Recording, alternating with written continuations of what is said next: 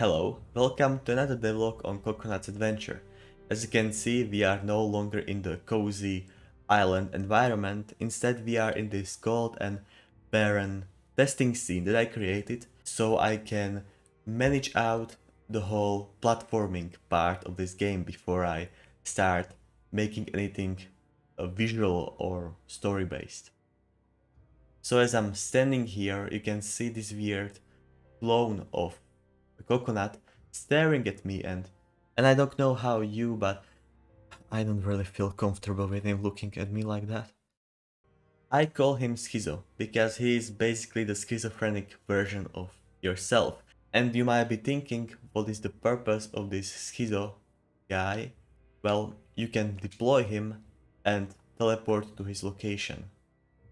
However, it gets much more interesting because there are a couple of interactions that this Hizo guy can make. First of all, he's affected by gravity. Secondly, when he's placed in the water, he starts swimming to the surface.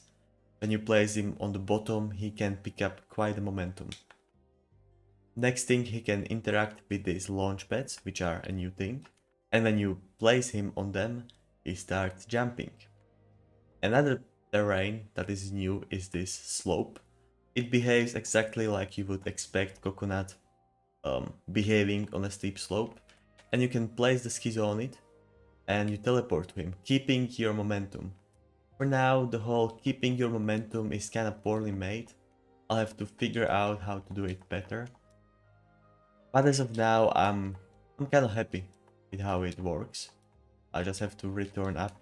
You can't really move up on the slope. You can just dash, but only dash in the direction of the slope.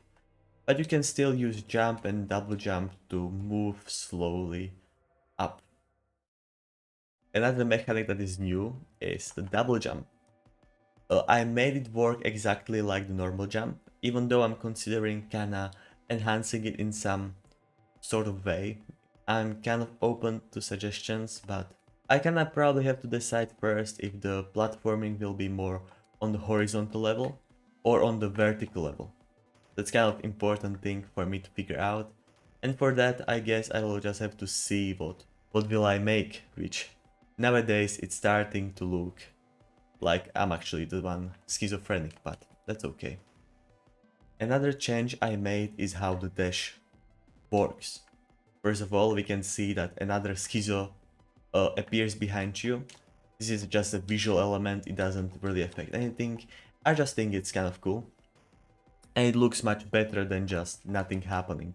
It feels kind of more magical, and it allows me to use the fact that Coconut is schizophrenic and based around it the whole platforming elements and the movement and the visuals and generally even the color scheme. And I think that's really good for me to have this pillar I can build things on. Without these pillars you can get easily sidetracked, and that's not good. I have a lot of experience with being sidetracked while developing, and it usually results in a huge fucking colossal waste of time. Anyways, I not only changed how the dash looks, but I also changed kind of how it works.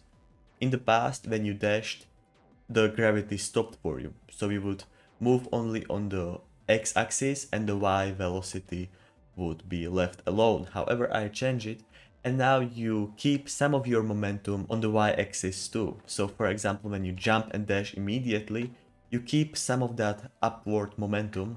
However, it's much more lesser than if you would just jump and dash. It adds another level of mastery to the whole movement. When you are falling, that momentum is also kept, so the gravity starts pushing you downwards even more, which again is interesting. Another thing that I spent a lot of time thinking is that while yes, I can deploy this schizo, what if I don't want to teleport to him anymore? And I can do that simply by just holding down the input and cancelling him. It's really simple, we just hold down the input, he vanishes. It's pretty cool, you know, there's whole shader involved and some animation, let's say. Why the fuck does he start rolling? He shouldn't start rolling like that. don't know if that's something that I made and I just forgot, but it shouldn't start spinning while disappearing. Ah, that doesn't matter really now, but... Ugh. Last thing that I have added are these platforms. They are currently just different colored than these ones, but when you hold down the down input, you can fall through them. So they are basically fall through platforms. They work really simple. You can fall through them when you don't hold down the input. Stay. You can go through them from the bottom. And the same applies for entities, which opens up another interesting interaction with the schizophrenic guy. And that is that he can do this, which I think is once again pretty cool. Each entity can decide if it wants to fall through it or not. And yeah, that's everything that I have added and that I have been figuring out.